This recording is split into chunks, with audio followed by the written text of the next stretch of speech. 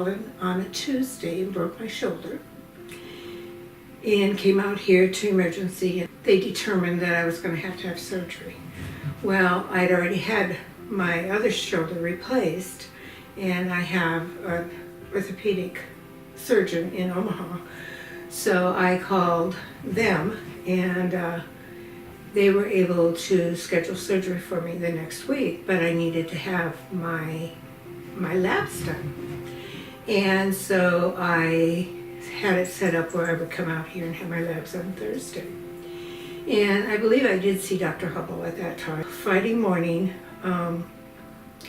I received a call about 8 o'clock in the morning, and it was Dr. Hubble. And he said, "Diane, you need to get to the hospital now." And I said, "What?" Because I had been sleeping. And so he said, "No, you need to go right now." He said, "I came in and I just had this feeling about your labs." And he said, "And I don't like the looks of them." He said, you need to go in right now." So I came in and checked in.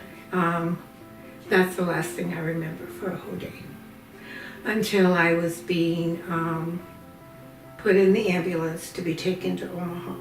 My kidneys had shut down.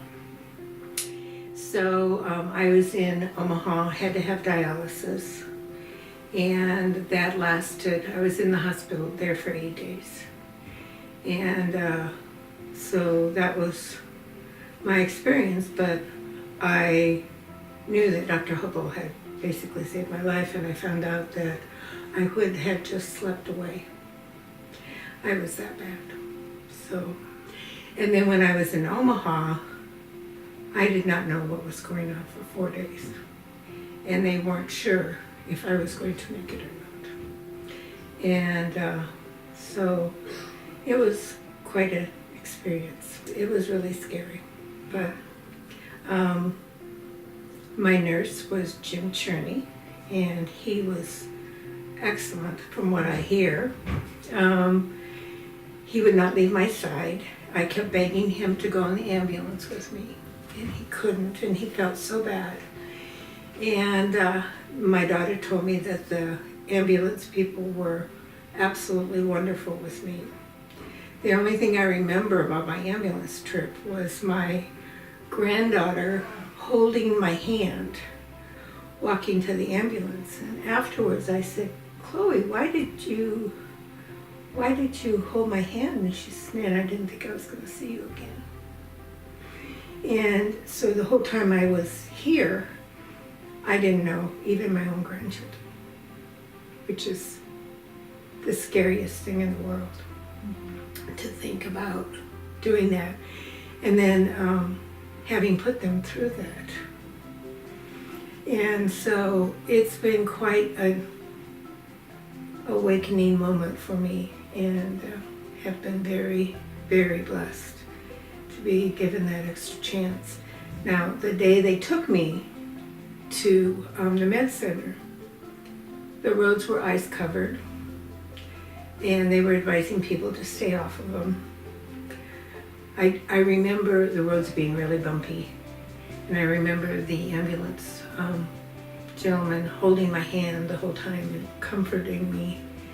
I mean, you know, I was in and out, but I do remember flickers of that, and it's funny because even now I will get flashbacks of something that will happen.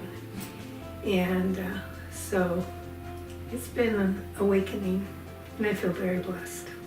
I did find out that Dr. Hubble called every day up to the hospital and checked on me.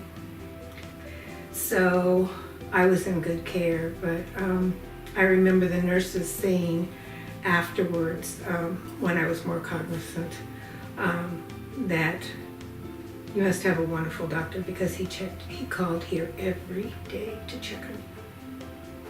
So you don't find that very often. So to put my finger on one thing, it was just basically the care I got and the concern. I had beautiful care. They were very caring, very follow through. Dr. Hubble has followed through with me when I've had bronchitis, and called me to see if I'm any better, because I tend to get it really bad, and so it's been very scary. And I had to have some therapy for 5 months on my shoulder, and so I worked with Brad Cooper there, and he and his staff were excellent too. So I just can't say anything negative. I'm alive. And I don't say that in lightly. I mean, if Dr. Hubble had not come in early to check my labs, I could have died. And I know that. And I have not only heard it, I've heard it from several people about how lucky I was that he actually came in. He just said he just had a feeling and came in early. To call me at 8 o'clock in the morning at home, you don't get that very often. My experience was wonderful. I'm alive today because of it.